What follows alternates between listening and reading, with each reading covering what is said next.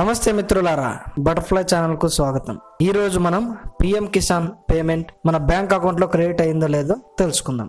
Topic లోకి వెళ్లే ముందు మన ఛానల్ ని సబ్స్క్రైబ్ చేయని వాళ్ళు ఉంటే సబ్స్క్రైబ్ చేయండి. అలాగే మేము చేసే వీడియోలు మీకు నోటిఫికేషన్ గా రావాలంటే గంట కొట్టడం మర్చిపోకండి. 2 days బ్యాక్ వీడియోలో PM కిసాన్ కి మనం ఎలిజిబులా కాదా అని ఎలా చూసుకోవాలో తెలుసుకున్నాం కదా.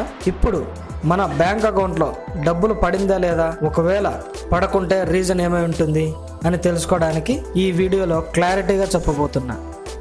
ముందుగా మన మొబైల్లో PM Kisan app Google play store నుంచి డౌన్లోడ్ చేసుకోవాలి. ఆ తర్వాత యాప్ యొక్క ఇంటర్ఫేస్ ఇలా వస్తుంది. దాంట్లో బెనిఫిషియరీ స్టేటస్ అనే ఆప్షన్ ఉంది కదా, దాని మీద క్లిక్ చేసి మీ యొక్క ఆధార్ కార్డ్ నెంబర్ కానీ, అకౌంట్ నెంబర్ కానీ, మొబైల్ నెంబర్ కానీ ఈ మూడింటిలో ఏదైనా ఒకటి ఎంటర్ చేయండి.